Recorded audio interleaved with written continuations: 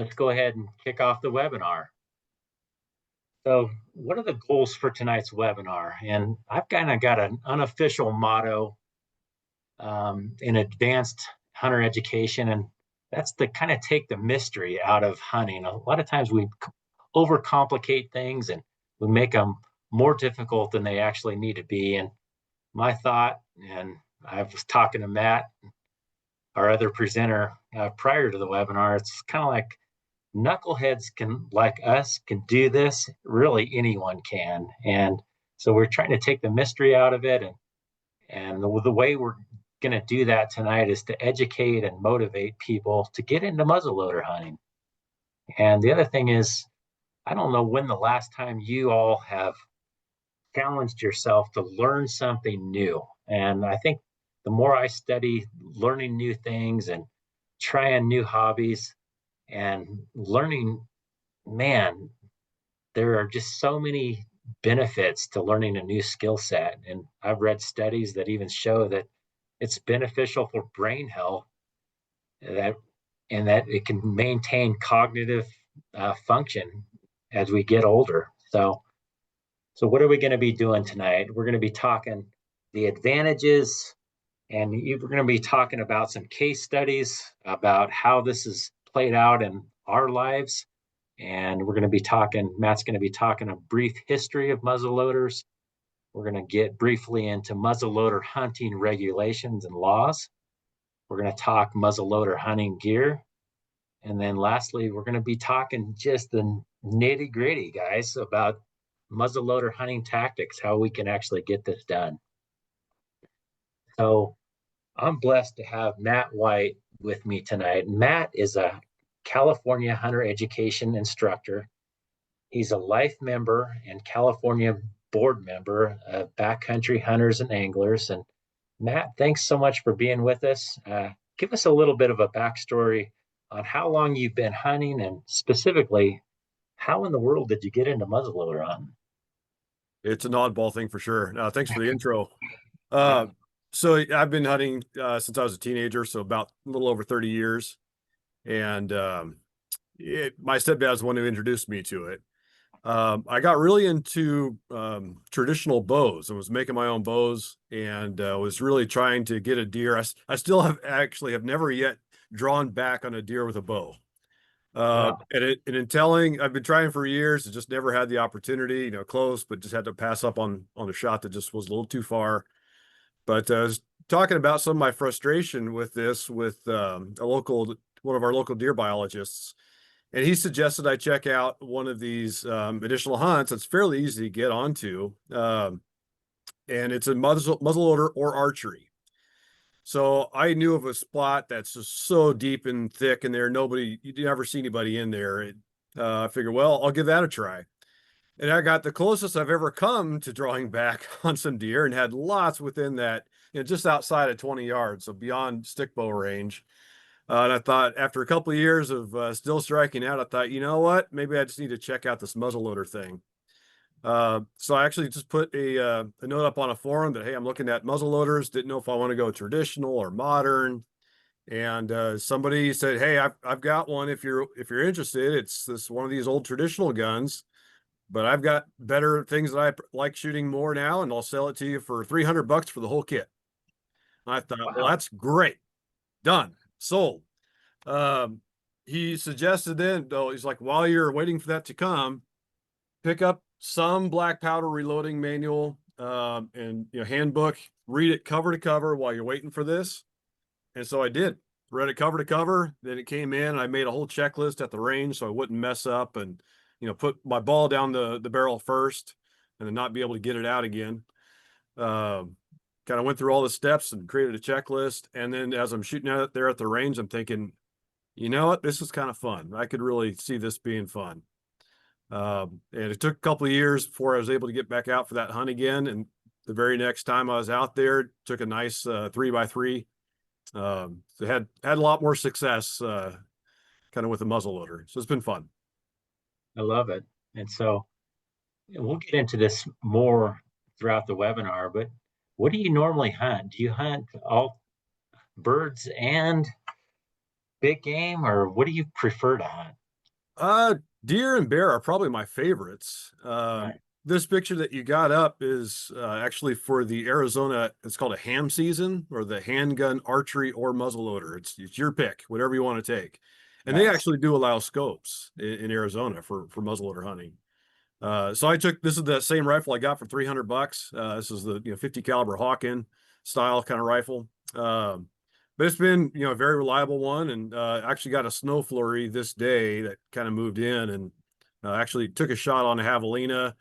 Unfortunately, as things happen, the snow flurry moved in just minutes after the shot and covered up most all the blood, so we lost it. We searched for a Yeah. couple days and couldn't find it. But that was Gotcha. a memorable experience out there hunting in a blizzard. Yeah.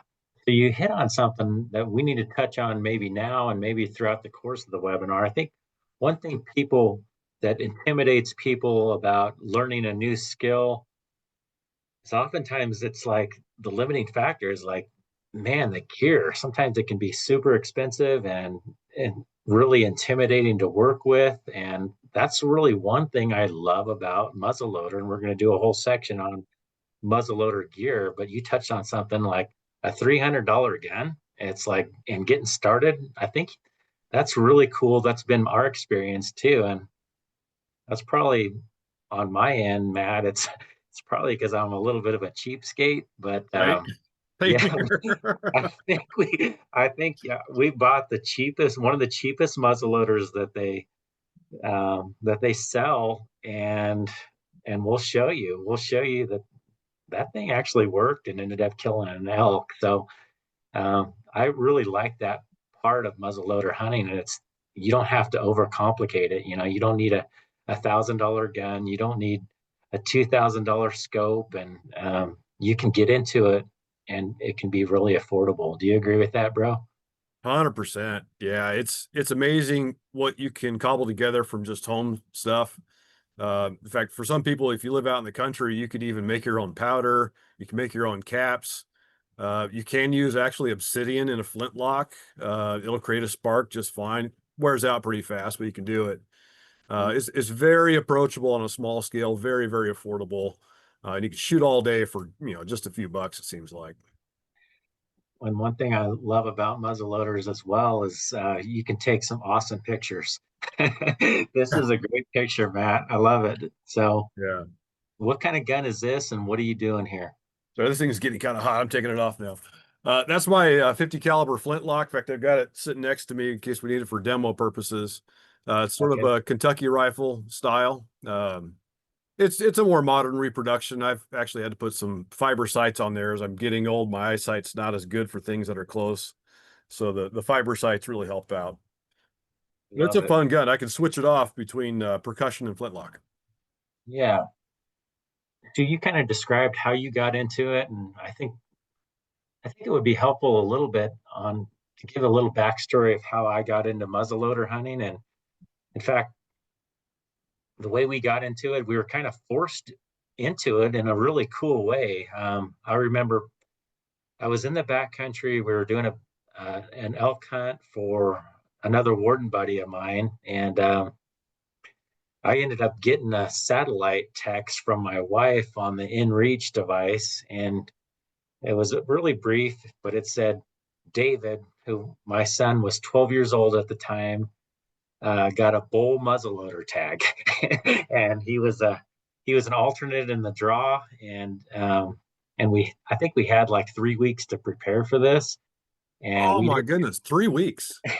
Yeah, it might have been a little bit longer, maybe a month, but it was one of those things where uh, David was on that hunt, and we were like, we've never done this before. We don't even own a muzzleloader, and so we got back to the house and we bought a muzzleloader and started practicing. And what I found is that we got that muzzleloader dialed in so he could shoot accurately within, I think his effective range was like 100 yards, and he was shooting pretty accurately, like a pie plate at right around 100 yards. And he went out, and the very first night, I ended up calling this bull in to 17 yards, and uh, Oh, he nice. shot it. And it was just such a blessing. And he still gives me a little bit of a hard time. I told him it's a really big bull that's coming in.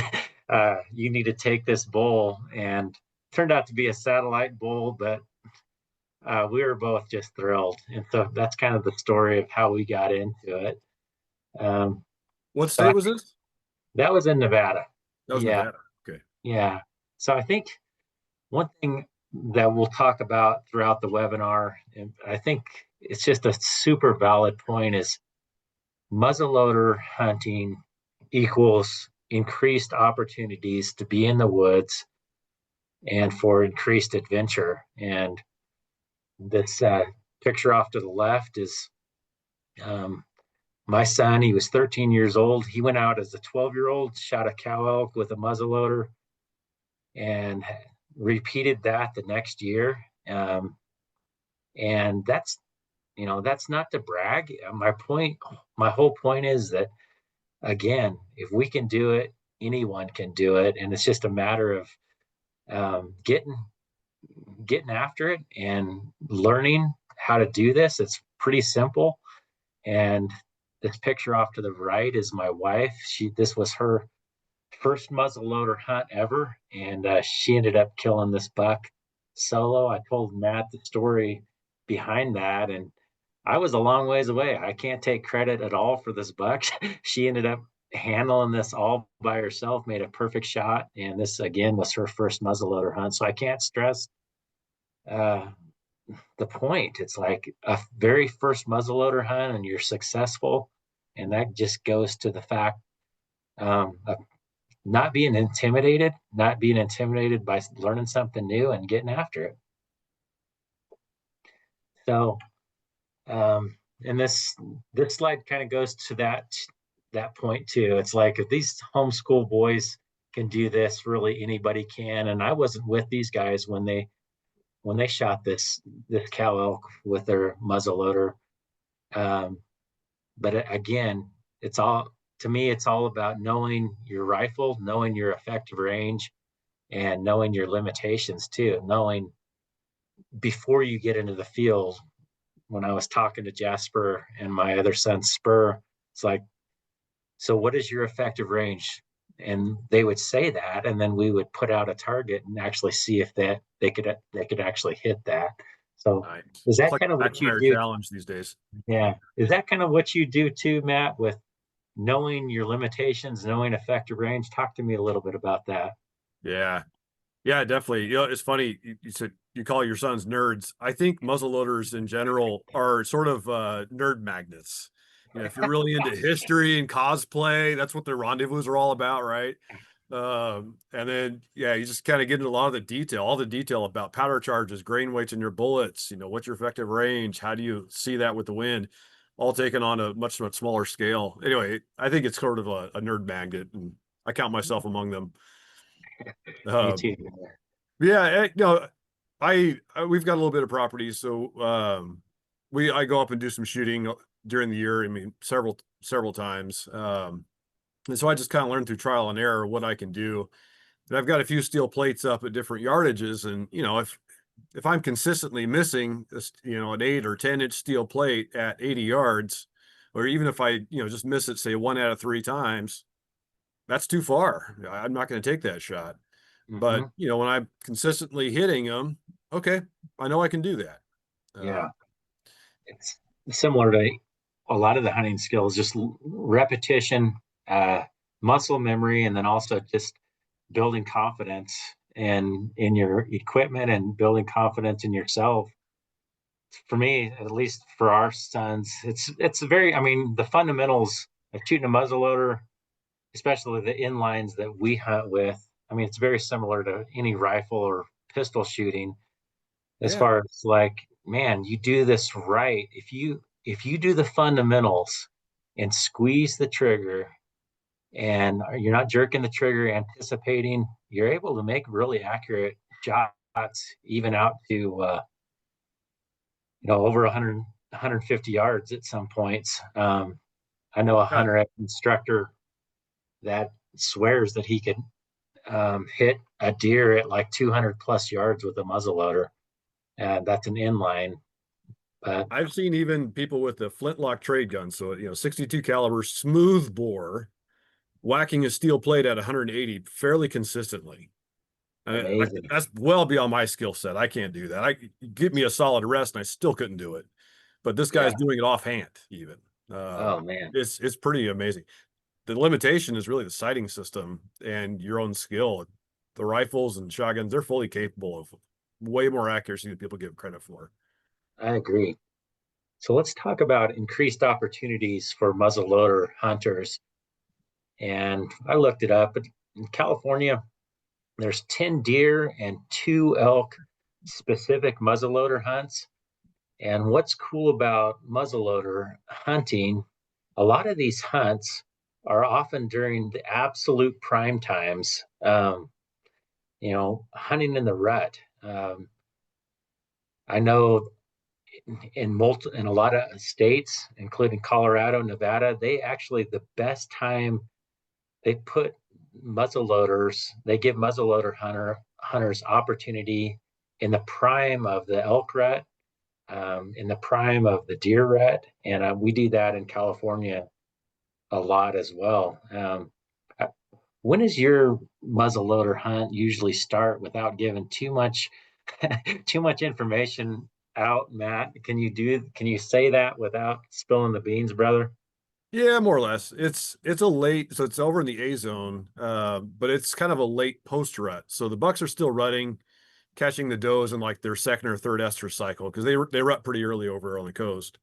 So this is like December. So the bucks are still kind of ruddy, but the does are mostly done. Uh, Yeah, but the bucks are still out there cruising. They're still nosing after them, just like it's November. yeah. So one reason that there's more hunting opportunities or increased hunting opportunities is it's just easier in some places to draw a tag with a muzzleloader than it would be a rifle tag. Why do you think that's true, or do you think that's true? I think it's true, but I don't have any data to back that up. But my Yeah, general sense from talking to people through BHA and other hunters through hunter education and stuff is to a lot of people, muzzleloading is akin to witchcraft. They don't know what yeah, to do. It's all just magic, and archery people tend to get a little bit better, and compounds have really expanded that over the years. But yeah, muzzleloaders are still kind of this area that not too many people get into. And so for the hunts that are available, there's just fewer people putting into them. It's less competition. right.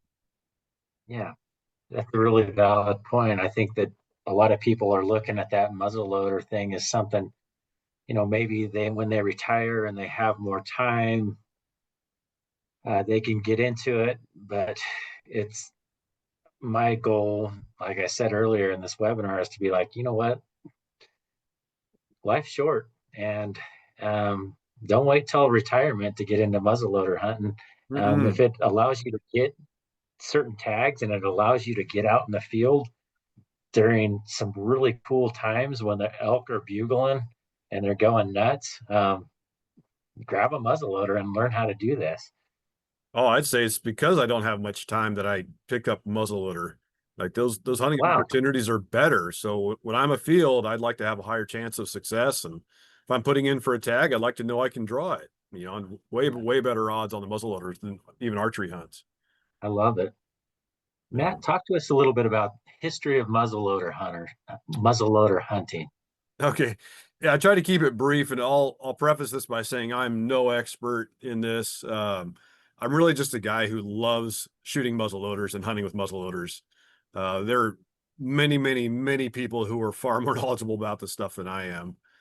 Um, but muzzleloaders go back to the colonial days. Obviously the Spanish brought in the matchlocks, some wheel locks. I'm not sure about in America's how those were working out. But definitely by the times of most of the colonies and the settlers coming over on the East Coast, it was solidly in the flintlock era. So flintlock, as many of you remember from your hunter education, has got a little piece of flint or stone that's sitting in the jaws of the cock. And when that strikes the frizzen, it scrapes off steel.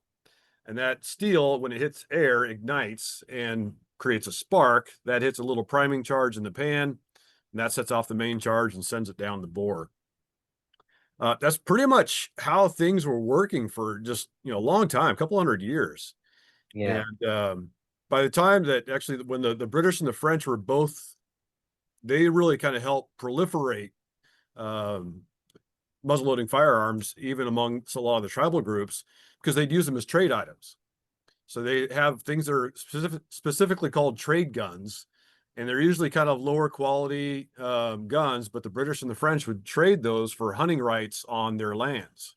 So they can Hmm. kind of get out there for the fur trade and, keep the global economy running with that. Uh, but wasn't until, I mean, actually, there were repeating arms even in the 1700s. As some of you know, Lewis and Clark actually carried a repeating air rifle in 62 caliber. That was Wow. sort of a, this is how powerful we are. We're friendly today. Let's keep it that way. Uh, Yeah. they were trying to make a little bit of a warning, and I think it kind of worked. But even by the time you're at the Civil War, so the 1860s, we're at the percussion locks at that point. We're still in muzzle loading firearms, though. Repeating arms were popular even in the 1830s, 1850s. Like the Henrys and Spencer rifles were around, and the civilians had them. But as I understand it, the U.S. military thought that if you gave repeating rifles to soldiers, they'd blow through all their ammo and wouldn't actually aim. Uh, Hmm. that's just kind of the way the military logic was at the time. Um, yeah, solidly by like the 1850s and 60s, we're now in the percussion era. I believe Davy Crockett actually had his flintlock converted to a percussion gun when he fought and died in the Alamo. Wow. He was actually carrying a percussion rifle at that point.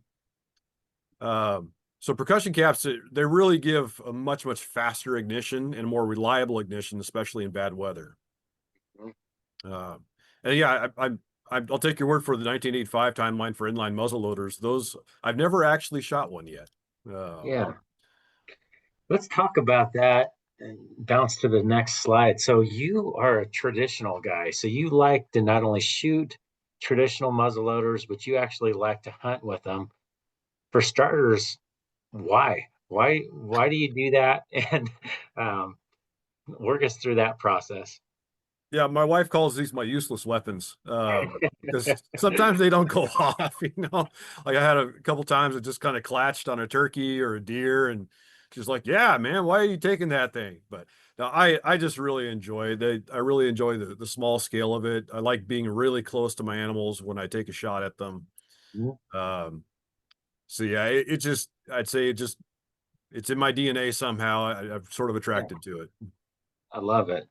I think that's a great reason. I think I've heard people talk about using longbows, recurves, and a lot of it is it's just a preference. It's like it's not right, it's not wrong. It's just that's what I like to do. So tell me about like effective range. Like how close would you want to get to a pig like that before you shot? Yeah. So this is a spot and stock hunt out in Arizona for javelina, and we spotted these things, I don't know, probably a quarter mile away through binos. They look like rocks on the hill until you see one wiggle a little bit, and you're like, oh, those, we need to get serious now. We Yeah. hunted, this was kind of late afternoon. We hunted all day and hadn't seen a thing until just then. So we put our packs down and we kind of snuck into range, and thankfully javelina they don't have very good eyesight. Mhm. Um, so I was able to get fairly close to a group of, I don't know, it's probably 6 or 7. It's a nice sized group. And I got within about 60, 65 yards. And of the group, there's one a little bit closer, but this one that I got here was a little bigger. He's about 50 pounds. Mm. And so I just waited wait for that broadside shot. My buddy was actually on the other side of the ravine. We're hoping to kind of kill box him a little bit and each get a shot. But I couldn't tell why he wasn't shooting. He was still trying to get in position. He hadn't had his rifle up, and I'm ready to go.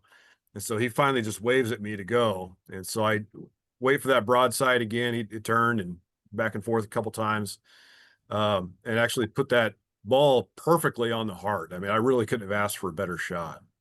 Uh, Nice. so I was right about 65 yards or so, and I was resting on a trekking pole. I almost always carry a trekking pole with me, and I just kind of sit that out there and then rest my rifle on my hand as it's resting on the trekking pole. So it's a good steady rest, seated position, I had all the time in the world to make a good shot, and it landed Love really it. well.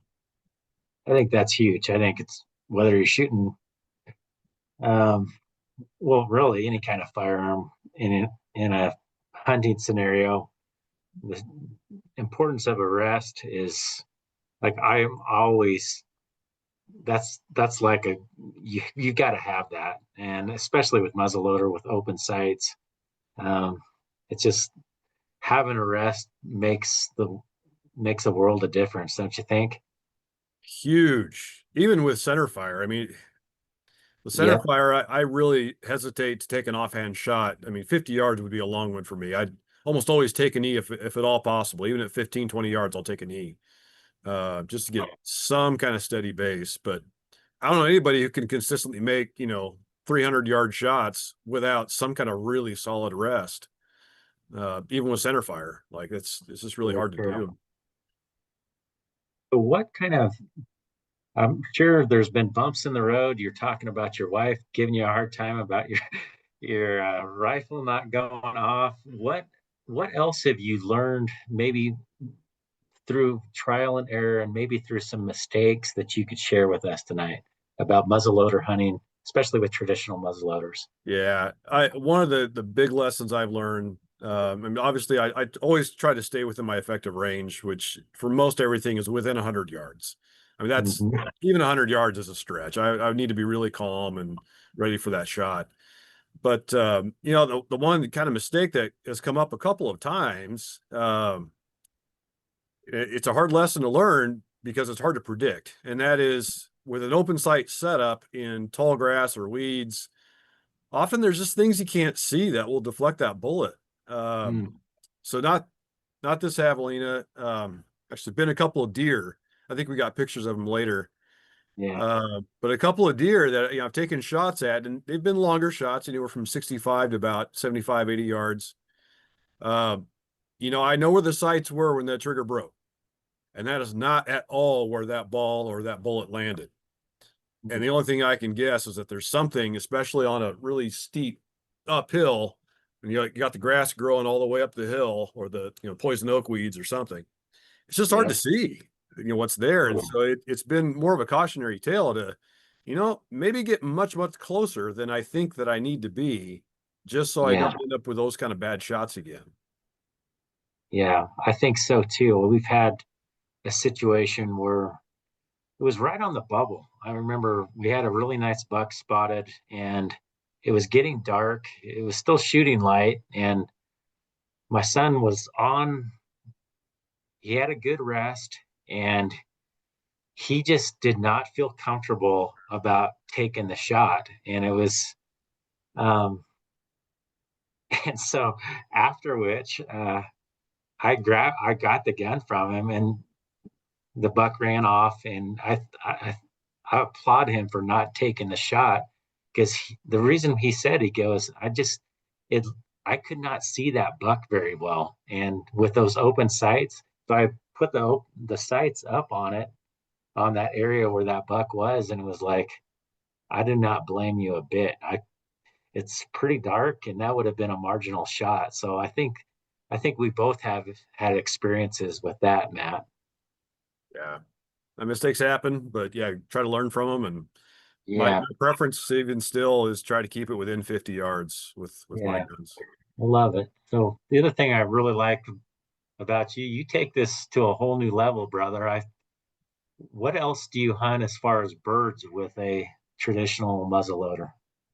So yeah, turkey. I did that with that flintlock trade gun. This is a sort of a modern replica of a trade gun. That was a 62 caliber smoothbore flintlock. Uh, the year prior, it actually clatched on a turkey.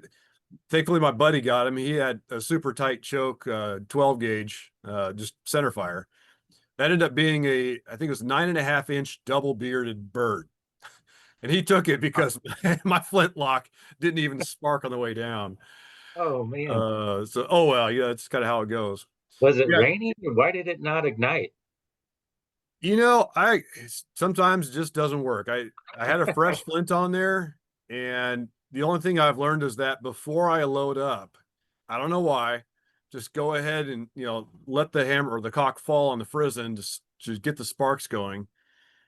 And usually if I do that, it's been 100%. I don't know, maybe there's just a level of oxidation or oil on there that's kind of messed up that first shot. But Yeah. every time after, as long as I, get one spark off the flint, or then I can load up and it goes off 100% of the time. So Yeah. lesson learned. I'll bet you've done some thinking about the old days, and if that was in a warfare type scenario, I wonder how much that has actually happened during like a warfare type scenario when the enemy's coming and the gun doesn't go off. Have you thought about that? Yeah. Actually, I thought about it when I was on one of those muzzleloader hunts and had a bear getting all testy with me. And I'm thinking, this is great. Actually, it was in the pack at the time anyway, but Yeah, yeah, that's what the bayonets and tomahawks and knives were all about. And yeah, yeah. Anyway, but yeah, the I've gone out. Actually, it's funny. Once went out to a trap range with that flintlock trade gun, and man, people gave me all sorts of weird looks. yeah. But yeah, pheasant hunting, rabbit hunting, dove, quail, do it all. It's a lot of fun. Love it. So let's bounce to a video that Matt made for us. It's pretty short, so stick with us.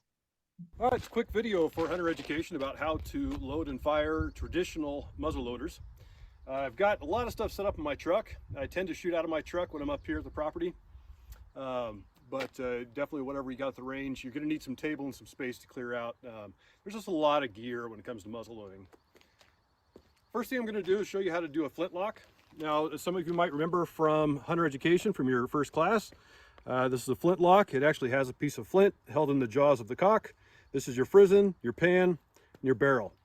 A lot of traditional guns will have these two different triggers. This front one does actually make the cock fall. So if you pull this all the way back, close the frizzen. This one is unloaded, but I still keep it pointed down range, of course. If you pull this right away, it's just a hard trigger pull and it'll go off. But if you use that back trigger first, this turns the main trigger into a hair trigger. So you pull it, it's called the set trigger. And now it takes a very, very light touch and it'll go off. So I'll show you how to load and fire this thing. While I'm at the range, I tend to use a powder measure. I have a flask full of powder. This is 3F powder. Always use some kind of pre-measuring device. You don't ever want to guess. Keep this pointed away from your face. Go ahead and pour it down the barrel. And I like to tap to settle it all the way to the back. Next, I'll grab an appropriate ball and a patch. You can put this in your mouth just for spit if you want. But personally, because there's lead involved often, I just like to use dish soap and water when I'm at the range. Let's put a little bit of watered down dish soap on the patch. Put the patch over the bore, ball over the patch, and use a short starter to get it started. And then again at the range, I'll use a nice heavy brass rod called a range rod. Ram that home all the way to the bottom. Now we have our powder charge in here, our ball and patch sitting on top of that. We just need some way to ignite the powder. And for that, I carry a little tiny flask of much finer, it's called 4F powder. And I'll put a little bit of that in the pan. So I'll put it on half cock, just dab a little bit in there, settle it in, and close the frizzen. At this point, it's ready to fire. So I'm gonna put my ears on. You always got to keep this thing pointed away.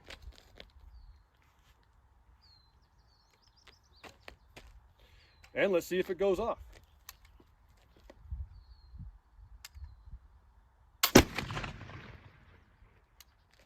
That's the flintlock.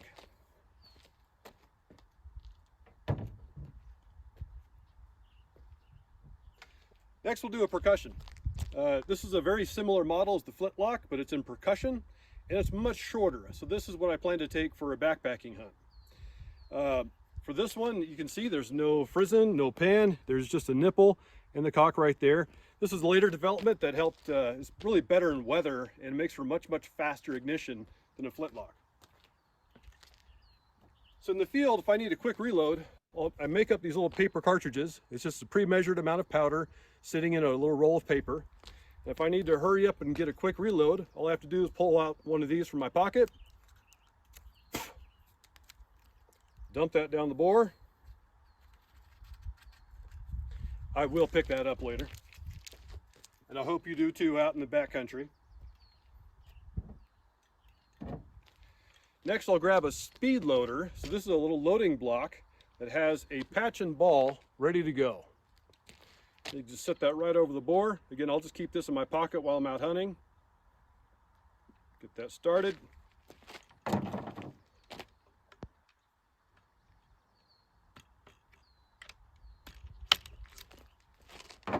I'll use the undergun rod or the field rod for this one. All the way down.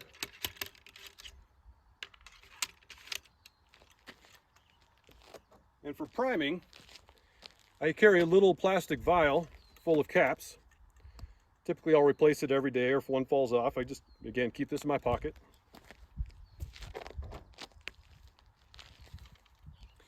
Just take this little tiny cap, place that right on top of the nipple, and you're ready to fire. I'll put my ears on.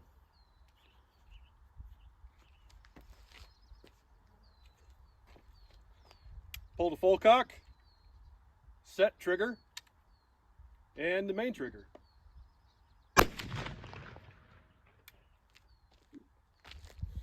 Clear the smoke out here. Anyway, that's how you load and fire traditional muzzle loaders. Well done, Matt. Appreciate you working on that video, and I'm glad it only took you one take. That would have taken me about 6. So well done, brother. So let's talk muzzleloader regulations. So small game, birds, squirrels, they can be hunted with muzzleloader shotgun, rifle, or pistol. For big game, such as deer, elk, etc., they've got to be taken with a rifle, whether it's a wheel lock, matchlock, flintlock, or inline. Or percussion. Yeah, exactly. I think I missed that one. And then you can use loose or pelleted powder. That's a common question that I've gotten over the years. As a game warden, our regulations don't specify if you have, like, for example, Colorado, you can't use pelleted powder. You've got to use loose powder. California, you can use either. And then it's got to be 40 caliber. I think that's just for big game. Is that right, Matt? That's my understanding. You can still use 32s and 36s for small game. Yeah. And just a couple more regulations. Open peep sights only, and Matt addressed this earlier. No scope in California. And then for the definition of loaded in a vehicle, we had a question that came in via email about this. And so you can't have a capped or primed muzzleloader in a vehicle. So let's just say you have those first couple steps. You put your powder in, you put a bullet in your gun. That's not considered loaded in a vehicle. But as soon as you put a cap or you prime that, then that firearm is considered loaded in a vehicle. What's your take on that? Good law? What do you think, Matt? I'd say that's a great law. I would probably take it a step further in some cases, at least for my own personal safety. These, especially with traditional guns, they're not made with the same sets of safeties and stuff that we have with a lot of stuff today. So if you jostle that lock hard enough, it could actually have the hammer of the cock fall. If it's decapped, that's a lot better. But in the case of flintlocks, all it takes is one spark off that flint to get somewhere near the vent where the powder is now exposed. they can actually go off without a priming charge.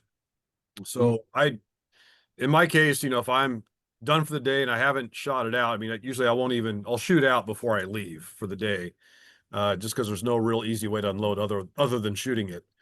But for flintlocks, yeah, I'd like to dump out the powder. I'll even, try to stick like a feather or something in the vent so that it physically blocks any sparks or, anything from getting into the main powder charge. That makes a lot of sense. Thanks for talking about that. I would have missed that, not being a traditional guy. Let's talk a little bit about non-toxic projectiles. That's the regulation in California. No, you can't shoot with lead anymore. Does that is it does that present a problem, Matt, for like somebody that's shooting a 50 caliber? Yeah, it can be. So there's some calibers that are easier to find than others. 50 caliber, you can usually find projectiles for in non-lead. And I should clarify, of course, too, just like with centerfire, it's not that you can't shoot lead, it's just that you can't hunt with it.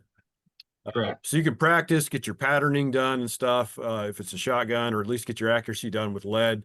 But then you want to verify with your lead-free projectiles to make sure that works. But yeah, 50 caliber, there's some good options.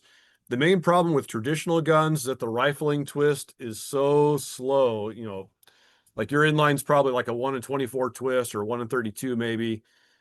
My Hawken is like a 1 in 48, and that's considered fast. Yeah. A lot of older guns are 1 in 72, 1 in 66, and they can't shoot those long conical bullets. So yeah, I've had to get in and start making my own for the 45 because it's got a 1 in 48 twist. But thankfully it really can be done very easily on a home scale. I saw Micah Dungy's on the call here too. He's helping me out doing some ballistics gel test on this custom bullet. This is a lead-free alloy made from rotometals. I'll see if I can get it up there. I just had him design a bullet for me in the specs that I wanted, and we casted a lead version and this lead-free version. And I've been doing jug tests, but Micah hopefully will be able to help me out with a ballistics gel test too. But yeah, thankfully it's harder to do that with centerfire, but for muzzleloaders, I mean, you can make this stuff at home very easily. Love it. So let's get into a little bit of muzzleloader inline gear. So pop quiz on this bottom picture on this slide, would that be legal, illegal in California, and why? And hope everybody listen to me. Yes, because it has a scope, that would be illegal. The top rifle, that's the one we usually use.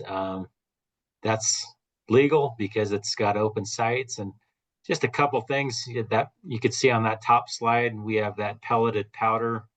I think that comes in different grains. We usually just try to keep it super simple and just pop 2 of those in there. And those are those 50 grains. And we have 100 grain charge. And then we usually use a pretty simple bullet.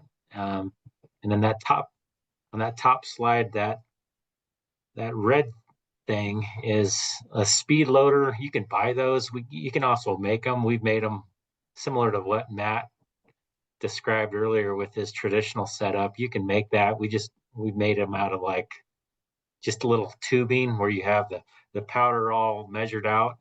You've got everything really accessible, and so just in case for a quick reload, and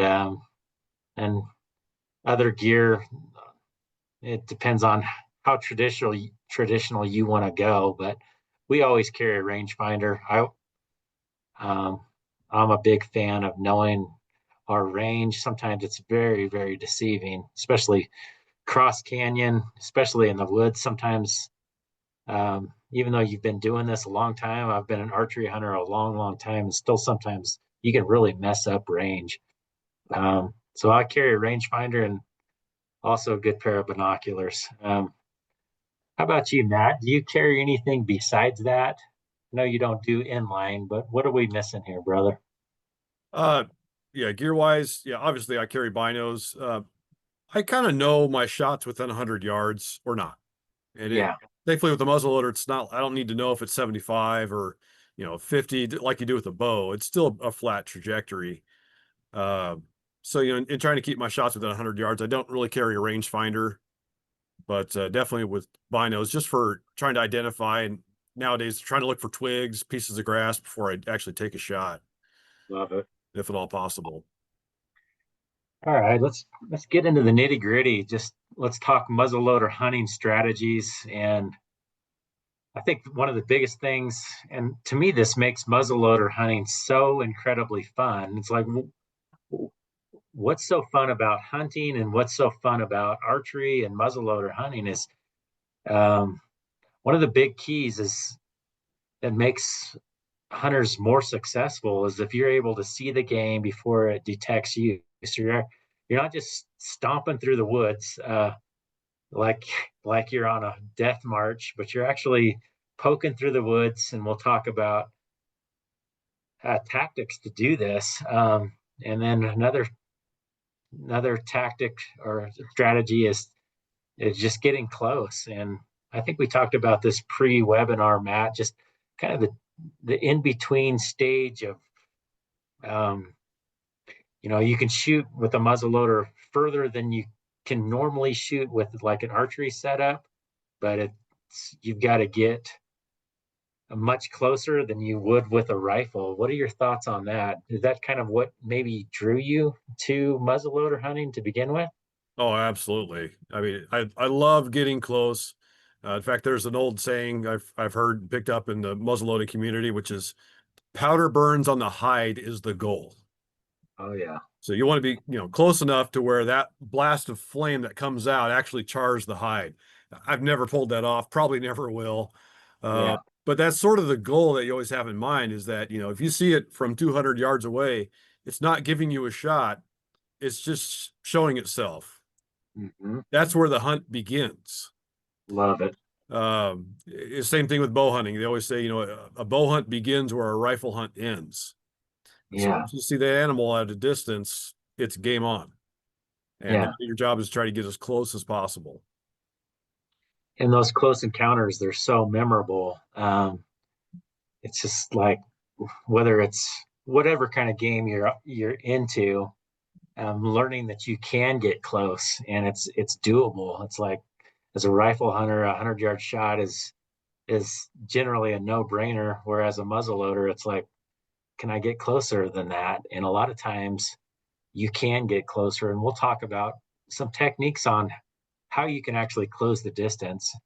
So another muzzleloader hunting strategy is just, and we talked about this already, the importance of shot placement. A lot of times you're only going to get one opportunity, and I think the bigger the animal, like we've shot quite a few elk with our muzzleloaders, and we might be doing something wrong as far as our load, but we have never got an exit wound on an elk with a muzzleloader, and even some really, really close shots, even that 17-yard shot on that bull my son shot, that did not exit. So a lot of times you're not having a really good blood trail, at least with elk. On the other hand, deer, uh, they've gone through deer. Is that your experience? Do you usually get an exit wound on your deer shots, Matt? It kind of depends. Okay. So one of the that 3x3 that I got, I'd taken with this called a Thor. It's a copper bullet from Thor, and it's a hollow point. And that first shot was out about 80 yards, and it passed clean through just under the spine. This is one of the times I'm pretty sure I hit a branch, but it passed clean through under the spine and dropped a deer. But it was a 50 caliber hole in and out. And the issue is that by 80 yards, this thing is slowed down enough that it's actually below the expansion threshold of the bullet. So it can't expand, it just blitzes on through. And I've heard very similar things from people with round ball. When they get out to about, 65, 70 yards with round ball, it tends to just punch on through if you don't hit any major bones. But if you shoot them at 10 yards, 15 yards, often these things, and I did that buck that I hit with this tumbled down the hill and landed 10 yards from my feet. Wow.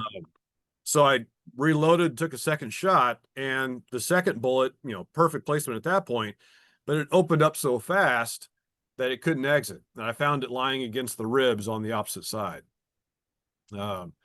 So in round ball, even with lead, will do that. Often the close shot expands out really fast and you get good, it's a good lethal hit. But you often don't get exits. But if at distance, when there's no expansion, often then you get a complete pass through. Mm. So it kind of just depends. Yeah, interesting. Yeah, so I think with anything, even shooting center fire, you need to be good and you need to be persistent at tracking game. But I think especially, archery, muzzleloader, that skill set of tracking game really comes in handy because, like I said, there's been a number of elk that didn't leave very much of a blood trail at all. And so you're tracking not necessarily based on blood, but we found that a lot of these animals we were able to recover just based on just hoof track, and that's the other thing. I think since we know that our choice of shots is like it has to be a really good shot in order for us to take that. Just knowing a lot of the terrain that we're in is just super steep and nasty, and knowing, okay, this animal may not bleed very well, so let's make this one shot count. And if it's not ideal, if it's not broadside, a lot of times I'm telling my sons, no, let's wait, and make sure that thing's broadside so we don't end up losing an animal, especially in steep, nasty terrain. Are you typically doing like a double lung shot, or are you looking for like a high shoulder shot for you when you guys go out? Yeah, I think double lung is what we've done with elk, and I've never done high shoulder. What's your thought on that, brother? That's a good question. I don't know. I've traditionally just gone for the double lung, or if I'm low, I hit the heart kind of thing. But I have had some center fire shots that have gone a little bit high, and it has been rather impressive to see just how just they drop on the spot. Yes. So that central nervous system upset tends to be pretty effective. I might end up trying it with this new bullet because I think it's got a lot of punch, but it's not going to be able to expand at all. So I might try it. We'll see how I feel when I get it up for that hunt this year. Yeah. So we're not going to belabor this, but I think that a common mistake that I've made and I've seen other hunters make, especially when stalking game, is we just have a tendency to go so fast. And we've also had the privilege of just watching lions in the wild stalk game with the spotting scope. And, we've pulled up videos too. Even if you pull up a video of like an African lion and how they hunt, it is painstakingly slow, like that, lifting one paw up and then being like, okay, it's not the right timing. That animal is looking at me. I'm not moving anything. And then putting that paw down nice and slow. And I think that we could learn a lot by watching and learning from predators and then obviously when it's go time, they go. But on the other hand, until then, I mean, that's the way a lion's able to kill their prey, is this like painstakingly slow getting into that effective range, and then it's go time. What's your thought on that? Do you have thoughts on stalking game, especially knowing that a muzzleloader hunter needs to get close? What are some of the techniques that you've used, Matt? I'm a really big fan of still hunting. It's kind of how I was taught growing up.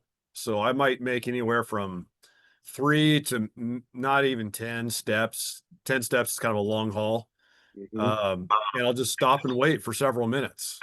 And it's sort of like a running or moving blind. I'll look and stop in the shade, go to the next bit of shade, and just wait there for several minutes. And it might take me over an hour just to cover 100 yards, even if I'm not Yeah. seeing anything. It just take my time, go really slow. And if I know I'm getting close to an animal, even if it's like just a doe and it's a buck only hunt, I'll still be very, very cautious because I don't want to spook that deer, which might spook the other deer. And so as I'm getting close to any deer, I'll move to using my feet like 4 feet. So the heel of my, or sorry, the ball of my foot lands first, then the heel, then the Hmm. ball, and the heel. And it can sound like you're actually a four-legged animal moving through the woods. Um, and I've been able to get up to, 10, 15 feet from deer that way, as long as they Wow. can't see me. Interesting. I love it.